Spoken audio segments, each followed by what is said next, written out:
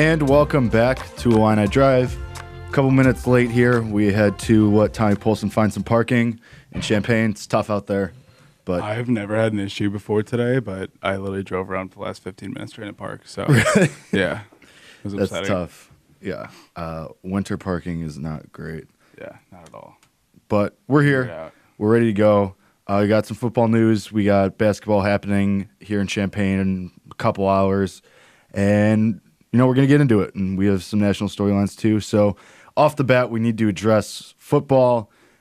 Jeff Thomas has officially decided to return to Miami. He will be attending there, and he is not coming to Illinois. He will not be joining Illinois football. Super weird storyline from the beginning. It felt like he said he was going to come, and then everybody was saying, well, maybe not, because then Rick retired, and allegedly that was the reason that Thomas was leaving Miami. And then Thomas said, okay, well, maybe I won't leave.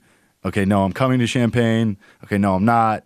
And now officially he's not. It was just super weird. I felt like nobody knew what was going on. Yeah, no, it was really all over the place. I mean, you could kind of tell even from his career at Miami that it almost looked like he was kind of somebody who was a little bit inconsistent all the way, where sometimes you get 100% like the crazy athlete that he is, and then sometimes you get somebody who's not necessarily all the way there, not totally motivated. Right. But it's a shame. I mean, the kid obviously would have been a huge help. He's super talented. He's an awesome player. But, yeah, he's back in Miami, so can't really say too much else about it. Yeah, I mean, Illinois, at the end of the day, they still have A.D. Miller. I keep blanking on the guard from Alabama's name. I'm so sorry to hit Pettibon. And then, obviously, Luke Ford's still coming in, and then, all those recruits. So, one guy doesn't make or break a team. Would have been nice to have him, yeah, but we don't. So you just got to move on. And, Illinois football, at the end of the day, the arrow's pointing up. So, I mean, best of luck to him in Miami. They've stolen a couple guys from us this offseason, but yeah, it's fine. But basketball, about 2 hours from tip, Illinois is playing Minnesota, hosting them at the State Farm Center. And Minnesota's only favored by 1.5. I was going to say, and I am shocked. It's very weird to me. I don't really get it. We talked about it a little bit on Monday. If it would stay that way, you heard me talk about it with Eli and Mike Gassick last night too. There's nothing that this team has shown in the last 4 or 5 weeks that would make you think that it should be this close against a 13-3 team. I mean, yeah, I guess like the emergence of Io kind of coming into what he is, but yeah. I mean, aside from that, it's really not much. I mean, maybe they think we have Kofi out there or something. But yeah. I don't really know what their thought process is there. But the only other thing I could think of too is that Minnesota hasn't necessarily played a lot of like major schools per se. So I mean, I don't know. Still, they're 13-3, 3-2. They match up so well with us too. Yeah. So. Yeah, I'm with you guys. I don't see how it's only a 1 point favorite, I guess, per se. Yeah, and I mean, I think that Io point holds some water because he has been averaging over 20 points a game in the last 4. But, I mean, Illinois' biggest guy is Adonis De La Rosa, and he plays sporadically. Samba Kane, too, plays sporadically. So, really, your biggest guy that sees the most minutes is Georgie, and he's 6'9", 6'10" at best. And then after that, you have Kipper Nichols at 6'6", and then 6'5". It's a smattering of 6'5", 6'6" guys. Yeah. Minnesota has 2 7-footers and multiple guys over 6'7", into that 6'7", 6'8" range. And I mean, size, Illinois, we've seen that they don't match up well. No, with it's not good. Other team size, and they kind of get bullied, especially on the glass. So. It doesn't really make sense. I hope Illinois makes it close. I would love to see them play a 13-3 team close. But at the end of the day, I just don't know how feasible that is. Yeah, I don't see this being a good game. I really don't. I think that Murphy is too good for us. He's way too big. He's too athletic. He's kind of really like a piece that we've been missing really these last God knows how many years. I don't know if we've 5. I don't know if we've ever had that guy, because he's somebody that's just going to go out there and get boards. He's a monster in the post. He dunks. He's athletic. So he's 6'7", 250. Yeah, it's it'll be interesting. Like, I don't think that's going to work too well for us. No, No, he's more than 6'7", isn't he? He's listed at 6'7". Really? But I mean, he might be bigger. But still, I mean, 6'7", 250. That's a big dude coming at you. I guess that's better than what I was thinking. But I mean, he's a forward. I mean, like, he's a small forward, so really you're looking at probably Kipper or Aaron Jordan sticking on him. But Kipper, we know, has issues with foul trouble, so if you have to yank him early, Jordan fouls a lot. then you're into Jordan. And then after that, Io maybe. Yeah. I mean, DeMonte, possibly. Possibly. Yeah, I'm with you, Tommy. Tyler I don't think Underwood. this is going to be a good game. What? Tyler Underwood. God help us if it comes to that. But Who knows, man? I mean, I don't know. He does understand the defense. He is pretty good defensively. But I don't think he's keeping up with an athletic freak like Murphy like that. Probably not. Yeah. Yeah, no, I don't think that's they'll be. very true. I mean, we could get into predictions. I'm with Tommy. I don't think this is close. I think this is going to be somewhere in the range. I think we're looking at 82 to 71 at the end of the day, end of the night. I don't think it'll be that high scoring. I would say Over under is 150. Really? Mm-hmm. Wow. Interesting. I mean, I guess we don't play that much defense and we can score a good amount, so that's fair. But I don't know. I would personally say probably close to like the 70-60 range, like somewhere around that. So I'm gonna roll with 71 to 61. I'll go 70, 60. 70-60. So we're all in agreement. It's probably going to be double digits, and 1.5 point is weirdly disrespectful to Minnesota. I mean, how does Illinois win this game? Let's say that they do keep it tight, and at the end they, break this trend of not being able to press the gas down all the way, or faltering at the end, not having great plays drawn up at the buzzer. I mean, I think it still starts with Io. He still has to play well. He still has to score or rebound. But I also think that Georgie needs to stay out of foul trouble and just be a little more aggressive with rebounds. And I think you need to see Samba a good amount. Yeah, if we get a big Samba game, then who knows? But I mean, just the way he's been used, I don't necessarily think that's something that's going to happen. Unfortunately, I think you have to win the guards, the guard game for sure. I mean, they have some nice pieces. Coffee's really good too. But I don't know. It's going to be a lot of, we need to have Trent for 2 halves. We need to have Io show up like he has been. Like you said, Georgie's got to stay out of foul trouble. We need a good contribution from Samba. So, I mean, it's a lot. It's a lot to ask, I think, and I don't know why we're only chasing 1 point. But, hey, I don't know. Maybe Yeah, Vegas we'll knows something take we it, don't. I guess. But Yeah, I mean, maybe they know something we don't, but who knows? It'll be interesting. Yeah, and the thing is, Minnesota has they have the experience too. Like we've always talked about how this is a very young Illinois team. I mean, you have 3 starting underclassmen, 2 freshmen and a sophomore, who are all 3 very big pieces of your team. And I mean, meanwhile, Minnesota's got guys like Murphy, who's a senior, Coffey's a junior, Dupree is a senior, Peyton Willis junior. I mean, they don't have a lot of sophomore freshmen that are as big of contributors as they are for Illinois. Because Illinois, you look at obviously Frazier, Io, and Georgie, but then also DeMonte Williams and even to an extent Alan Griffin and Samba Kane. So I feel like they're just more cohesive as a unit too. Like they're more just put together. I guess they mesh well. Yeah. So And Patino's a good coach too. yeah, absolutely. Yeah. It's very. I'm just looking at the preview posted on FightingIllini.com, and it's just like I don't see any notes that they included that should say why this should be this close. It's very, very interesting. Minnesota's on a 2-game win streak. Illinois does lead the all-time series, 122 to 67. That's interesting, and they're 71-19 in Champaign. But I mean, Minnesota. But the state of the team now, though. Yeah, that's what I was just gonna say. And Minnesota won 77 to 67 at Minnesota last year, and this is a 13-3 team at the end of the day. Alex, did you say they beat Wisconsin? Yes, they did.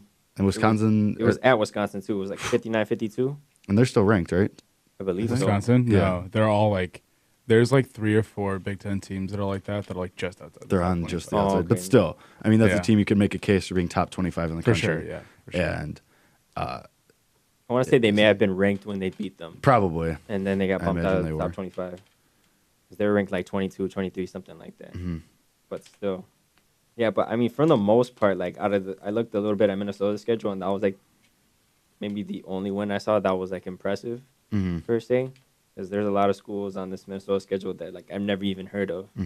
So I don't know. It's weird. It doesn't seem like this should be even as close as it is as they're saying it's gonna be. But I don't know. I guess we'll see. I'm scared that we're going to get the classic Illinois plays up to the competition, like coming off a losing streak, and they go and they come out hot and they win, or they do what they did against Northwestern and lose at the very end. And then we're going to be stuck saying the same thing, like, oh, they just got to be able to close the game. They just got to be able to, finish it out, put their foot on the gas at the end. But we've been saying that for a year now, Yeah. it feels like. I mean, it's annoying, but at the same time, it's also true. Like I don't know this. But this when do you is- get over that hump? I mean, when does that happen then? Yeah, Because I mean- eventually we expect that to change. Yeah, I mean that's where it's kind of like it's hard to find excuses for this team because it's the same problem over and over again, and that's where from my personal standpoint, I'm pretty pessimistic about this team because I'm sitting there on the baseline for half the season and I see the same stuff over and over. Right, you're again. seeing it up close, too. Yeah, and it's just like, I could care less. It's just like, hey, they just need to play a full 40 minutes and they can't do that. Yeah, no, I think that, just the way that kind of the personnel lines up on this team right now, I don't think we have the depth to really kind of effectively run the defense that Underwood likes to do. So I think that you see some of these guys out there, and the first 20 minutes, it looks great. And, we can kind of get them on their toes, Right. creating turnovers, all that, and it looks good. But then, kind of the fatigue sets in a little bit. They get tired. I mean, putting that much pressure on for 40 minutes isn't easy for anybody, let alone your top athletes. So I think that the defense alone kind of can wear on them a little bit, and that could be kind of why we don't see that consistency for 2 halves all the time. But, it's really been a tale of hanging around the first half and just horrible second half. So, Yeah, and you said how it feels like they don't have the depth to execute Underwood's defense, the defense that he wants to do. But, he's not really giving the guys a chance. And I get that they're raw, like Griffin's raw, Tevin Jones is raw, Yeah. Samo Kane. But, at some point, like, don't you have to at least test them a little bit and see if they, like, maybe there's something's just clicking that night because they're not even getting a chance at this point. I 100% agree. At this point, like, tournament runs all but eliminated. Yeah. You might as well see what you have from this group. Right. Obviously, these guys had talent. They were recruited here for a reason. Right. So, you'd like to see them get out there more. So, I don't know. It's frustrating because you feel like interesting. the pieces are there, but it's just Right. they're not given the chance to really just show whether or not they can play together, I guess. Yeah, I don't Simple as know. that. Well, Eli made the point last night on last night's show that he feels like this team, even though the results aren't the same, like this year, like they have more wins this year, and it looks like they're going to finish the season worse than they did last season.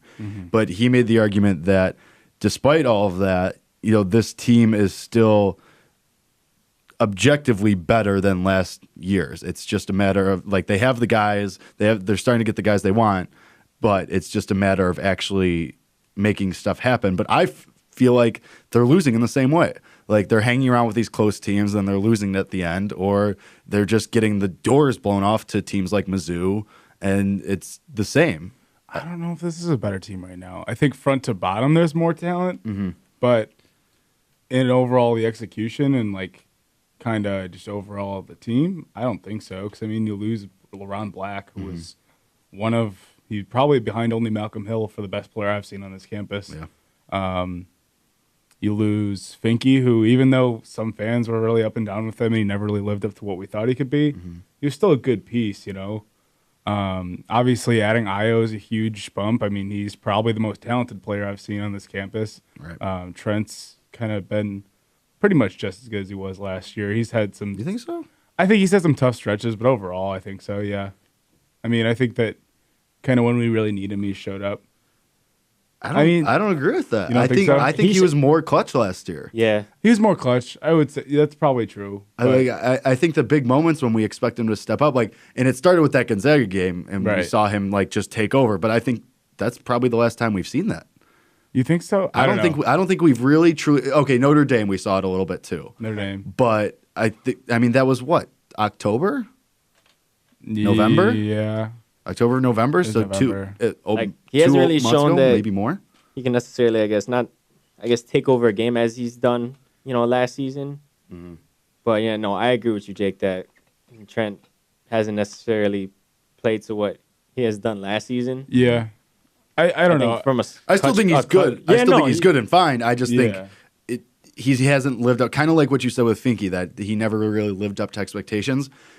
Frazier did so well freshman year and carried the team, and he was the guy. Yeah. And now he hasn't really lived up to that billing this year. I think he's still the guy, but just not to the extent that he was last year. I think a lot of his issues right now too kind of fall in that having somebody like Ayo is something he's not used to. Mm-hmm. I mean, you look at what Tijon Lucas was versus having Ayo. I mean, that's night and day, Right. Mm-hmm. And so when a guy like Tijon's your starter and that's a very one-dimensional passer and plays a little bit of defense, and you switch to this guy who's shooting threes, who's making these unbelievable finishes, who's really doing it all. I mean, it's different, And Underwood's kind of talked about how they're taking time and they're expecting Trent to kind of come into a new role and adjust and learn how to play with each other.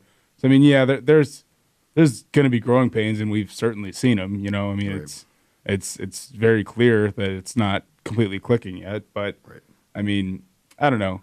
Overall, I was kind of just saying, I think that the talent's there for sure. Talent wise, you go 1-on-1 from top to bottom on this roster, then yeah, I agree. Mm-hmm. This is a better team because I mean we're bringing in good recruits. He's doing well with that. But yeah, I don't know. It's interesting. I think that if they played, I think that last year's team wins just on experience alone, having a guy like LeBron. Mm. Well, especially because this team doesn't have a guy like that. Yeah. Oh, my God. If this team had LeBron Black this year, how different you think it is? So then you're probably looking at a starting five of Ayo, Trent, Kipper, Georgie, and LeBron? Yeah. No. I don't even know if Kipper starts in that. Because I think you could almost go Ayo, Trent, maybe AJ, and then Kipper, Georgie. Or I'm sorry, LeBron. Georgie, LeBron. LeBron and Georgie. Yeah. It's really a completely different interesting team. to me. Yeah. It's definitely a different team. Let's see. I'm looking at the schedule. I think you probably win the Georgetown game then. I think you probably finish Gonzaga. Maybe. That was more of Gonzaga not really playing well in that game. I guess. And that was that crazy Trent run there. Yeah. Maybe. I think you have a better chance. Actually, I actually agree with you because I forgot it was one. They were leading by 1 point. Yeah, it was 30 seconds. Yeah. So I'll agree with you there actually. And I think because that was when free throws were still a huge issue. And I mean, LeBron wasn't great at them, but I think he's better than Georgie at them. Yeah. I think you win the Notre Dame game. I think you beat Florida Atlantic. I would hope so. I don't know if you beat Mizzou. That game was pretty bad overall for everybody. I think you beat Northwestern. I don't know about the Mizzou game. Obviously, it's hard to say because it was very bad. But I think that that game overall, just as the pace and everything, completely changes because LeBron was somebody who's not going to let you fall into that bad of a rhythm like that. Uh-huh. Anytime there's these 10-point runs and everything, he's somebody you can easily just feed it to in the post, say, hey, go to work, get a couple buckets, Yeah. Especially when, I'm just imagining. So basically, you can look at it this way and say, go back to last year's team and add Ayo, add Georgie. That's fair. Then you kind of look at that. So the dynamic that last year's team played with, and then you add two legitimate scorers, another big that we didn't really have on that team, and then really a point guard who can demand the court. And that leads, obviously, then that's year 2 of Ayo Trent this year, which would have been unbelievable, I don't know. It's a lot of ifs. That would have been obviously. Hypotheticals. I think if LeBron Black's on this team, you probably get 5 wins back in your 9-7. everybody feels a lot better about this season. Yeah. But yeah, that's an interesting thing to think about. Speaking of though, like changing with the roster and stuff and kind of messing with it, do we think that Trent and Io need to be with different units? Not like they can't, because they both need the ball, and I think they're both ball dominant dudes, and I think they both play better when they're in command. And we've certainly seen it with Io the last few weeks or the last few games, and how well he's done when he's just taking charge. Trent, we've seen him when he goes on those hot runs, it's because he's just taking charge and he's just doing his thing. He's flying all over the place. And we talked about this last night, me and Eli and Mike, that, maybe you think about, you still start them, but you think about changing who they're with. Like, maybe you don't do the two of them on the court at the same time. Like I said, I think with Aaron Jordan, playing alongside Aaron Jordan and the other ones on the bench, whether that be Io or Trent, whoever, I think they both would work really well with Aaron Jordan, because Jordan's more of a facilitator. He can shoot and hit a three here and there, but he's a better rebounder, facilitator, can kind of create a distraction over here while Io or Trent's doing something over there. And then we were just talking about, I think that's interesting to think about. Obviously, it probably won't happen because you want to have your best two guys on the court as much as you can, but yeah, it's interesting. It's a thought. I mean, you can almost look at it like hockey when they split up like Kane and Taves and stuff like that.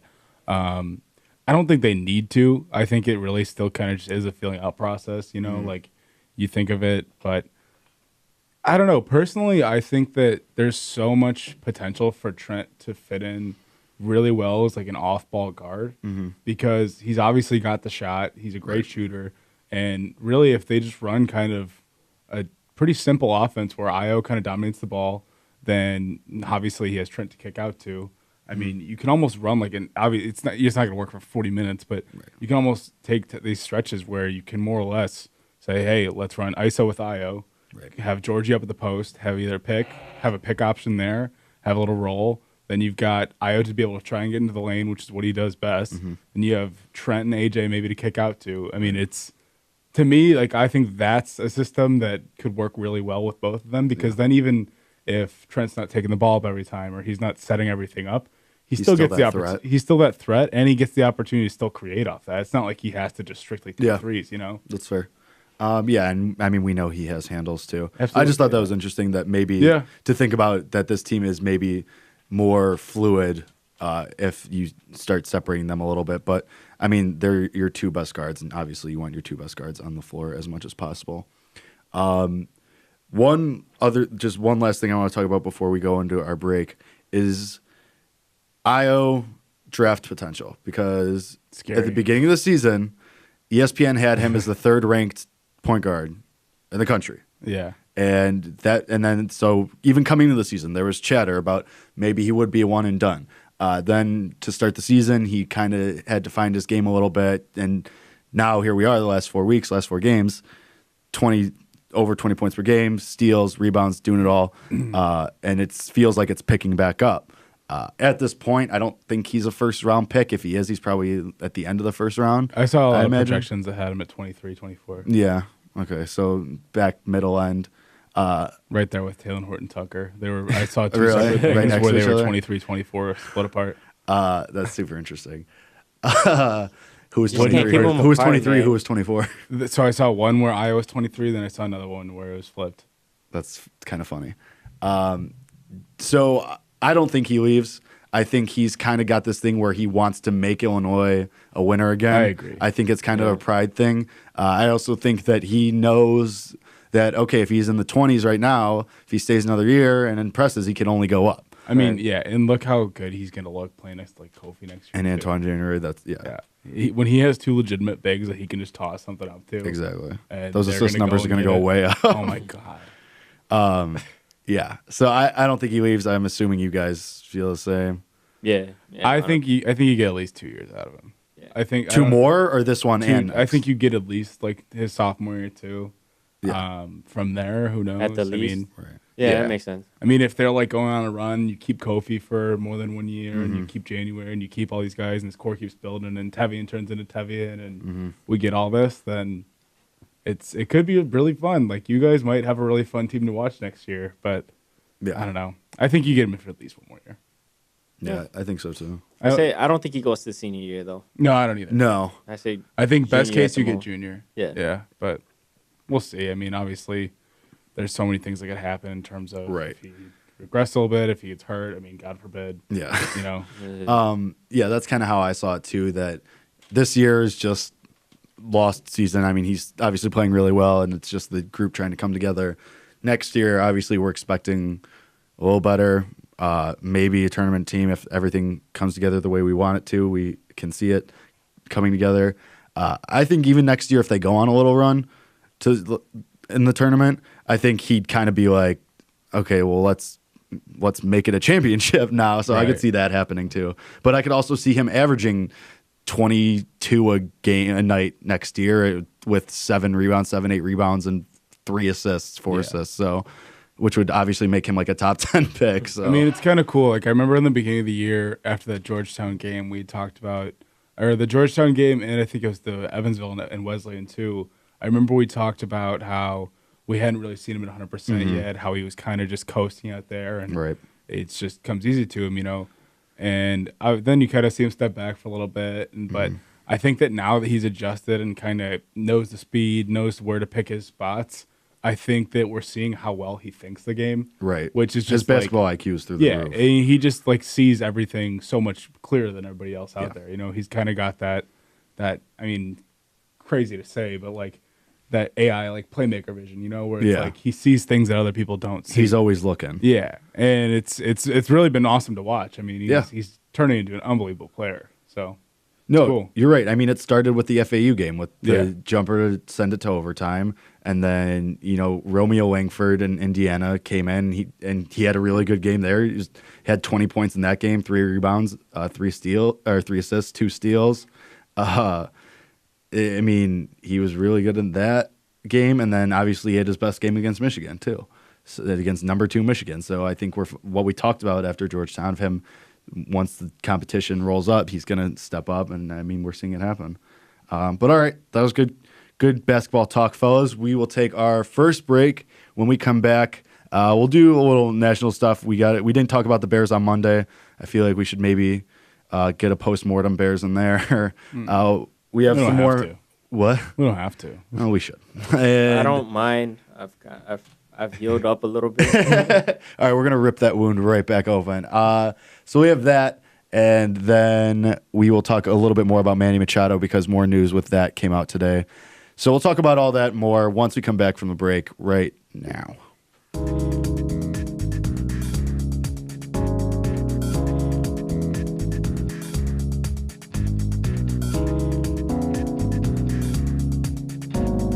All right, welcome back to Illini Drive. I didn't even introduce the show. I'm here. Tommy Polcyn's here. Alex Aguilera's here. Nathan DeHaan is out. He had a meeting or something that he couldn't move around. He's lazy. So we're going to roast him a little bit. Nathan. What a loser. Like, he wasn't here Monday either. Yeah. Why is he on the show? He knows the rules. I don't like him. You missed 2 in a row or more, like Tommy did. Tommy took it. I missed like 5 in a row. Tommy took the meetings. So I literally had the plague.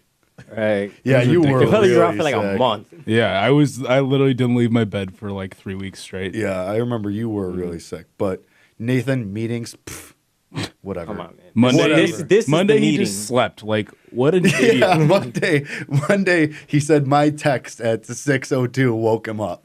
God, I don't like him. Get him out of here. And we still got to work after this. Talking to you, Nathan. Oh, he looked into the camera. Talking to you, Nathan DeHaan. Don't come back. So much hostility. I hope he hears us because he's filling in tomorrow, and so I hope he has a rebuttal. I'll get him a clip when this comes out on YouTube. Either way, Monday's show will be very interesting after that. I don't think we ever came at Tommy's neck like that when he was out. We told him we were going to do it earlier. Yeah, we did. It's true. He was warned. Had to. He was warned. All right, housekeeping. Ads. Illini Drive is excited to be sponsored by Visit Champaign County this month. They are highlighting their 3rd annual restaurant week. Visit www.visitchampaigncounty.org/restaurant week for all the stuff that's highlighted there. A lot of really good restaurants. They all get highlighted. And, you can pick out where you want to go if you haven't gone around in Champaign, on campus, off campus. There's a lot of awesome places. My favorite's Black Dog. I don't know about anyone else here. Black Dog is so good. It is. What's I didn't hear that. I've never had Black Dog. Why'd you ask about Black Dog? Because it just highlights a bunch of different restaurants. For sure. At the website. Black Dog and Seven Saints are probably my two favorite Champagne restaurants. Yeah. I have not had them. Neither. No, Really. either. Nope. Both That's what are Tati said, very, too. very good. That's what Tati said yesterday, too. The producers are really slacking as far as the foodsies game. But all right. And then we have another one, if I can find it. There it is. Nope. Next one. Okay. Stop by the office at 7:07 for a chance to win tickets to the Illinois versus Wisconsin game Such a weird on time. January 23rd. 707 is going to be a new luxury housing building right on campus, right off Green Street. So you can go to their office at 707 South 4th Street, and winners will receive one pair of tickets and one parking pass to the game against Wisconsin. So check that out. Visit champagne.org, go by 707, get some free tickets, and we are moving on with our show now. Wait, 707 at 707? So their name is 707, Uh-huh. but they're also at 707 South 4th. Okay. Yeah. Oh, it's just like the time, like you have to be there at 7:07. That's just Oh, weird. no, you don't have to be there at Okay, 707. that's just like a weird That'd be time. preposterous. Yeah. But, There's just too many sevens. yeah, that is a lot of sevens. All right, but anyway, all right. go ahead. All right, I did a lot better reading that one than I did on Monday. Monday's was tough, but It's okay. Reading's hard. it is hard. Words are hard. I was in sports readings today with Gene McDonald. Shout out, and it's a lot of Gene. reading. And I don't think I've read a Weird book. that a name called Sports Reading Yeah. would have a lot of Yeah. But my point is that I don't think I've read a book cover to cover in like 6 years. Are you Really? serious? Like when you said that in class, I thought No, you were, like, I was kinda joking. serious. Like I don't think I've read a book cover to cover. Like I started Jeff Passan's The Arm a couple years ago, but I never like got to the end. I don't know why. Like I just got sidetracked. I got almost to the end. I had like probably 70 pages left. I just didn't finish it. That's sitting in my room in my apartment. I want to finish it because that's a really interesting book. But yeah, I don't think I've read a book cover to cover in like 5-6 years. I read 2 of the Game of Thrones books over the summer, which is like Holy wow! I read I one. just I read, had- the, that's a time I read the commitment. first one. I just had a lot of time like on the train going back and forth Yeah. from work, so Oh, it was easy. It was kind of nice. I would just I'm get a. reading a book on the train. Like, that's Yeah. a sight.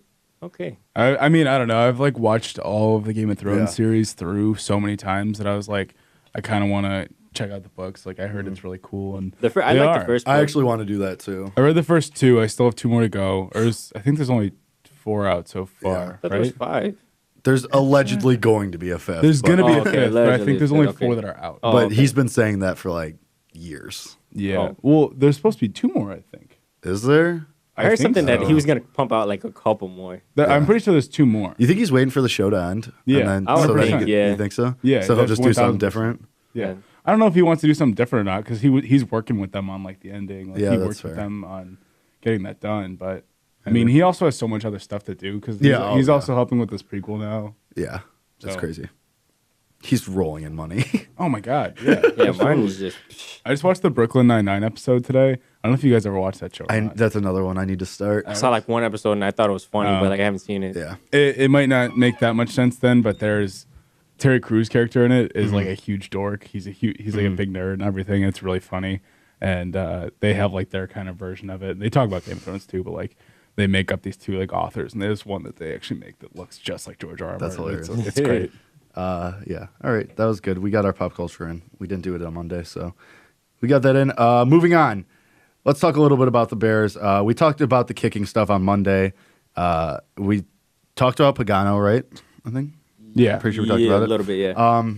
So, I mean, let's just look at what they have to do this offseason because this isn't a team that's losing a lot of guys. Yeah. I mean, your 2 biggest free agents are Adrian Amos and Bryce Callahan. Admittedly, huge parts of your team. I think if you pick one or the other to re-sign, though, I think you pick Callahan. Yeah, we Yeah, we that's fine. we did talk about that. I like Callahan. Yeah, because, I mean, you can find an Amos in the I mean, draft. I would like to keep them both, but if Right. it comes down to one of them, yeah, I'm Callahan all the way. I guess I think Jake, you may have mentioned it or a past show before, but I guess maybe just add more depth in the secondary. Yeah, Just like honestly, just add more to what you got. right. Because I think their biggest needs right now go offensive line, running back, and then secondary depth. I know we're going to see a lot of Jordan Howard trade rumors this offseason. Yeah. That's absolutely going to happen. So a lot more Kareem Hunt talk too. A lot more. Oh yeah. I don't know. We're over this, I just man. think Come on. that's a bad look. But Yeah, like I said, it's not an easy move if it's something that they're interested. But plus, I mean, I think you could trade Jordan Howard for a pretty nice asset. And you can for sure get something nice out of it. yeah. Although But I don't know, in today's like NFL trade market, it's Someone so will weird take with him. that. Somebody would take him, but like I don't know if we'd get better than like a third rounder for him, I bet you the Colts would take him. for maybe a third rounder. Third or second round. I think I saw somebody say package Jordan Howard with Cody Parkey, trade them both. I saw that those two to San Francisco, then we just take gold. Just take him. Gold and like a draft pick. I still don't want Robbie Gold. Just let his memory in Chicago be. Would you rather Robbie Gold or Parkey? Between those two? Yeah. Gold. But Parkey's not coming back. We talked about that already. Okay, There's so no way he's back. That's what I'm saying. I agree, but I'm just saying like I wasn't sure if you would have rather have kept Parkey than go for Gold. No. I think Cody Parkey, even if he does come back, he's gonna have like the yips or something. He's not gonna be able to, he might already have the yips, admittedly, but I think he's just gonna be in his head the entire time. He doesn't strike me as a guy that can just lock himself down mentally and be like, I'm gonna show everybody that doubted me. It strikes me very much as a guy that kind of crumbles under the pressure. I mean, I would too. I would pee myself if I had to hit a game-winning field goal like that, but. It's a funny visual.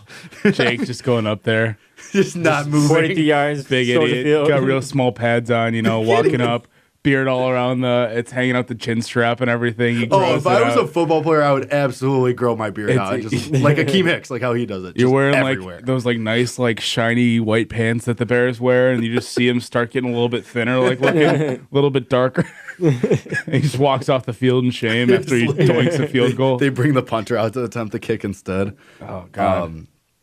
Yeah, no, I would absolutely not be able to hit that. There's no way that would happen. brutal. But Bears over under 12 wins next year. Push. Push. Even. 12 again, I think. I think it's going to be under just because the schedule is going to be schedule's a so lot harder. much harder.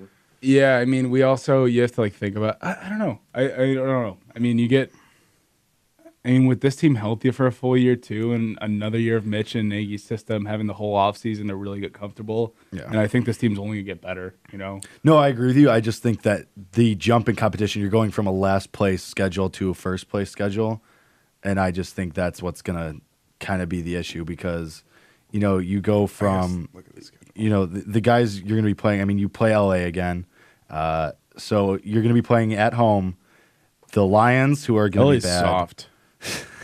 It's going to be in LA, though. That's going to be different. They're soft. The Lions, they're going to be bad. The Packers are probably still not going to be very good. Vikings, I think, get better next year with better health. You think so? I there's- think Kirk Cousins stinks. But I think just overall, like they were kind of banged up this year. I think they probably bring in another wide receiver. Delvin Cook's only going to get better. Next I year's don't. 2020, right? I don't think Yeah, Minnesota. I don't think the Vikings. You're able to push them around as much as you did this year.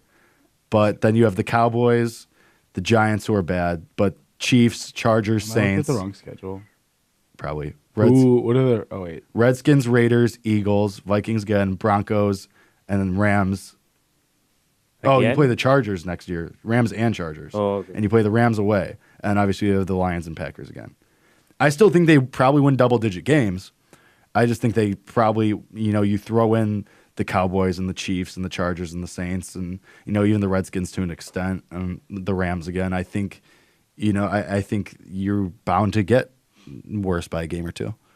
I guess so. I don't know. Maybe 11 games if I had to go I think under. 10 or 11. Yeah. I think you win both at Detroit. I think you at least split with Green Bay. So that's 3. I think we win both. I think you win both against Green Bay, so too. that's They're going to be 4. bad. I'd say again Vikings. I think you at least split. I think that's a team we beat twice, but Run the division. yeah, Run the why division not? schedule. I'll say we win 5 out of those 6 division. Okay, games so you're then. 5-1 right now. It's at home against the Cowboys. I think that's a win. So that's 6. Mm-hmm. Giants a win. That's what we thought this year, too. Yeah, but we also had Chase Daniel starting. So Philly, it's at home, and I also I don't. No, see- Philly's away. No, it's not. Yes, it is. No, it's not. I've got it right here. So do I. Yours is wrong. Okay. We play Philly, I guess. Mine says at home, but Okay. we'll see. I mean, regardless, I Whatever, think yeah. that's a win either way. Really? So that's Okay. Philly doesn't scare me. Carson Wentz? Philly's away. I don't know what's up with this one then, but whatever. I got Philly as away. Okay, that's fine. But either way, Overruled. you think that there's? I don't know. I just don't think they're that scary of a team. Obviously, like come playoff team time, that's the We team that lost. wanna We play. lost to them this year. Next year, they get back Carson Wentz. They get back a ton of injured guys that they had. Their like entire secondary Yeah, their was secondary was devastated. And then they get. They'll probably re-sign Jay Ajayi. But they almost. I mean, you got to think about it too. Like they played their best football at the end of the year, and that was without all those guys. They had a pretty. Yes, I'm saying when they get those guys back, Carson Wentz was an MVP. People forget that Carson Wentz was an MVP candidate last year before he got hurt. Oh yeah, no, I think Carson Wentz is an awesome quarterback. I love him. He was my backup quarterback in my fantasy team this year. But I mean, I don't know. They just don't. I feel like the farther they are separated from the Super Bowl thing, and now that they're out of the playoffs and the Wentz magic isn't going anymore, I think the more they get away from that, the weaker they become. You know, I guess. I don't know. It's not like an easy win, but like I think that's a win. Okay, so you have them at 8 right now. Okay. Raiders is a win. I'll give you that. That's Raiders so and they're Redskins, I think. Redskins won. Oh no, they didn't win. They went 7-9. And Alex Smith might not be back. Yeah. Okay. So that's All right, 10. That's 10. Broncos is tough. Vic That's a Fangio hit or revenge miss. game. Yeah, I think that's gonna be a real bloodbath. Just like a 6-3 game, something like that. 12-9. Yeah, but I think that's winnable. Chiefs, I would say, is a loss because is that their or home? That Home. is home. I got home. So you're looking at Chiefs and Chargers and Saints at home, and then Rams on the road. Between Chiefs, Chargers, Saints, I think you win at least one of them, Yeah. So that's 11. and then And that's basically, do you beat the Rams away? which I think we still match up well, just like we did. We Mm-hmm. match up really well with them, just like we did this year. So So you're at 12. That's 12, exactly 12 yeah. push. look at that. Yeah, I don't know. I don't think I agree with all of those. I probably have them at 10 or 11, but I mean, they surprised us this year too. So Yeah, I mean, 10 wins is fine if it wins the division. right, yeah. like, I mean, 10 wins will win. obviously, the division. going to try and get a bye would be great, as how Right. important that was this year. Yeah. but- Yeah. That's. I mean, I just assume that's how that's going to go. Let's hit Manny Machado in these last few minutes. It was reported today that the White Sox offered him 7 years and 175, which is mind-boggling because we would thought. you see the update after that? Yeah, that's what I'm going to get to. I was making sure. Which is wild because we assumed at the beginning of the offseason he was going to get $300 million. So 175, like I opened that notification and I audibly said what to myself. And I said I thought immediately there's no way he takes that. Like he could easily go, even the Yankees, who he likes, would give him $200 million. So that number could easily be beaten. So I was shocked. So then 5 hours later, Yeah, roughly. middle of the day, because that news was in the morning. Around middle of the day, another update that number was inaccurate and that there still wasn't an offer left there still wasn't an offer from the White Sox for Manny Machado. His agent then came and said, "Yeah, they haven't offered us that. Like that's not anywhere near what they offered." Because then the agent said, "Okay, there was an offer, but it starts with a 2." And so then you think, well, it's probably in the 250, 270 range, you would imagine. But I mean, if what was being reported initially was 175, you think maybe it is in that 215, 220 range. I was going to say probably like 225-ish because you expect him to get like 30, 35 a year, roughly.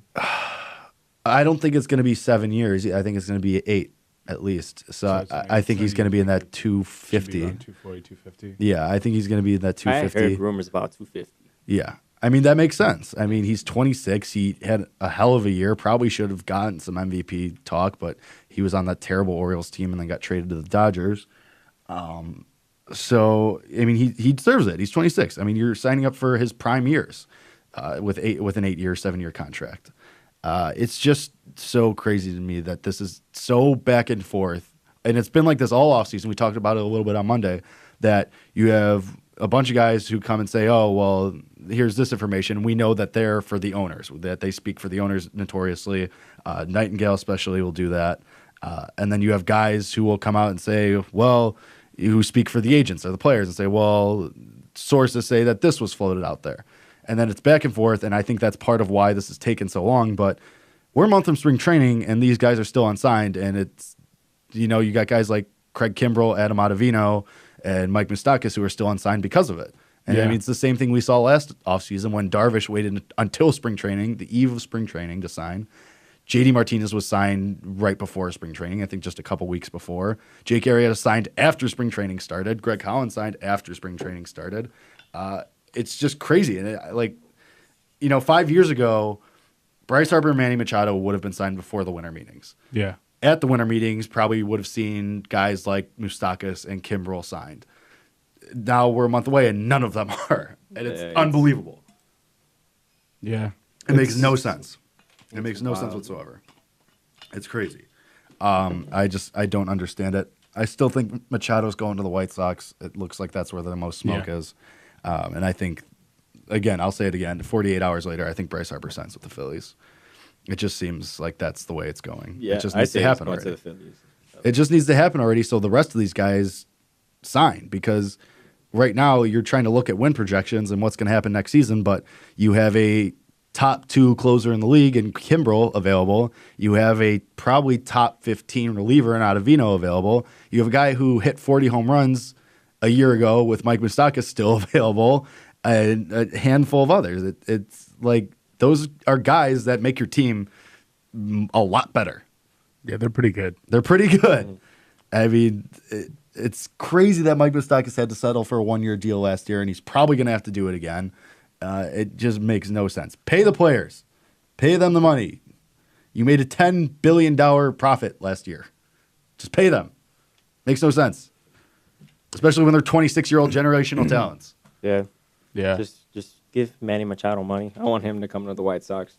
It makes no sense. Yeah, I think he will. I'm probably going to – I might buy a Machado shirt just because. Aren't you a Cubs fan? Huh? Aren't you a Cubs fan? White Sox are my second favorite team. I mean, I don't dislike the Sox, but I feel like there's some aspect where I'm not going to be wearing their jerseys. Well, he said shirt. He didn't say jersey. Yeah. We talking a jersey? We talking jerseys? What are we doing over here? Like just T-shirt. Yeah. Machado's name on the back. That makes more sense. Yeah. That's fine. Yeah, I mean, the White Sox one day having Eloy Jimenez and Manny Machado hit 3-4. Yeah. That's pretty nice. That's pretty sweet. I don't hate that. I think that's great. Yeah, that's pretty good. Having the top prospect in all of baseball who hits moonshots. It's crazy how injured their whole farm system's been. The White Sox? Yeah. Oh, yeah. It's unbelievable. It's doo-doo. I feel so bad. And it's never just like a pulled hammy or something. It's Jake Berger blows out his Achilles. Michael Kopech needs Tommy John surgery after 4 starts. Yeah, I agree with you. How injured their farm system is crazy. Which is why, especially... sorry. No, finish. Go ahead. I was going to say, even Robert's been out for he was out pretty much all of last year. Moncada had injuries too before Moncada was out for a bit. Yeah, I mean, they've had guys be injured. And because of those injuries, that's also why you should pay the minor leaguers too. Instead of giving Kyler Murray $15 million to just consider baseball, how about you start paying the guys who are barely getting by and working second jobs just so they can play baseball? Pay them too. Yeah. Well, Kyler Murray's situation was wild. He's going to pick football, right? Yeah. He's picking football. Mm-hmm. He declared for the draft. I just heard you. That's swallow. Oh my god! Sorry, I just heard that go. Just so weird. So Kyler Murray declaring for the draft doesn't mean that he's going to football. He could still withdraw from the draft. I mean, declaring for the draft. He's gonna play football. Declaring for the draft just puts his name out there. His options are still very much open. He could still withdraw his name from the draft because he hasn't signed with a team. It depends now on if they go to the draft. If a team, like say the Cardinals, wants to use the number 1 pick on him and then have to worry about, okay, well, if Oakland gives him $20 million, is he going to back out? So it's a risk thing, but I think by then, because the draft's in what, April, May? I think April, right? Isn't it late April? I think it's late April, yeah. It is. Is it April 26th or something like that? April 25th, you were 1 day off. Yeah, so. Big draft guy over here. So yeah, they have 3.5 months to figure that out, which I assume it'll be settled way before then. I would imagine it'll be settled within this month, if not next month. But I respect. Do you think he's somebody that would go first overall? If he says, I'm doing just football. if he tells Oakland, you know what, I don't want to do this. I'm sorry. Football, that's what I want to do.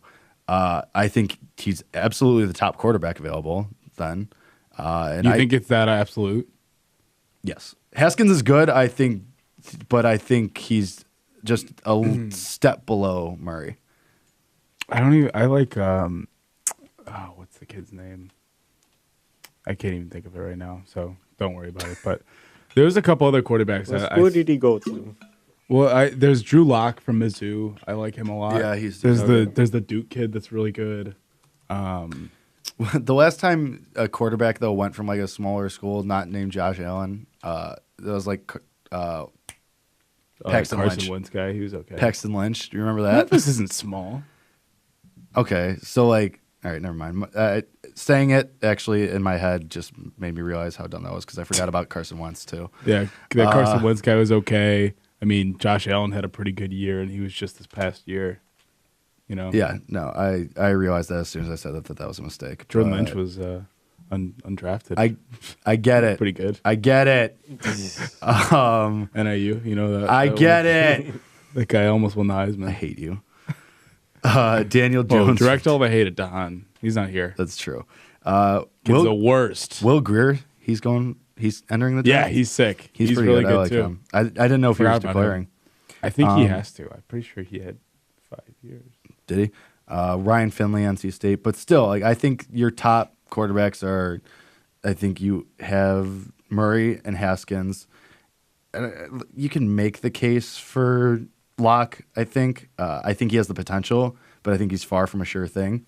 I think if the Cardinals decide that, this new coach decides that he doesn't like Josh Rosen, I don't know why I'm blanking on everyone's name today. Maybe they decide, all right, we're done on Rosen. We don't like what we see from him. See ya, or they trade him or whatever. But I mean, that being said, I do think that the Raiders are certainly a candidate to take him because it seems like Gruden doesn't like Derek Carr for some reason. And then I think the Giants, too, could easily take him. Yeah. And the Giants are 6th. So the Giants need to take one of these quarterbacks. Yeah, absolutely. Jaguars? Maybe. I can see that, too. They're like, I think they're top 10, maybe. But, yeah, it's interesting. I think Kyler Murray, how small he is scares me, though, because he's just going to get crunched. Yeah. That's kind of what I'm saying. But, because, I mean, he's listed at 5'10". He's more like 5'9", I saw. And I honestly thought for a while he was going to play baseball.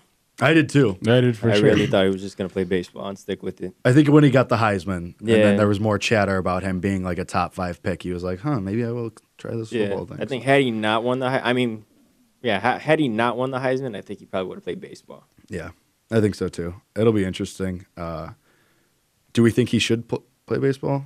I think he should play baseball. I mean, I thought so for a while, but kind of looking at like how much money you would get as a first rounder right away, it's so much more guaranteed money. Right.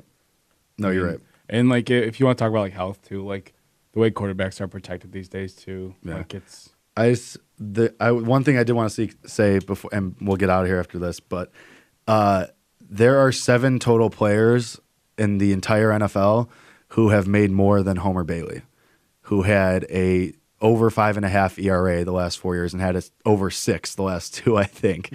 7 total players in the entire NFL who made more money than him. Yeah. Granted, that's a starting pitcher, and that's a little different from a second baseman outfielder. But I mean, still, like you're looking at. I mean, look at Bryce Harper. Might get a $300 million deal. So yeah.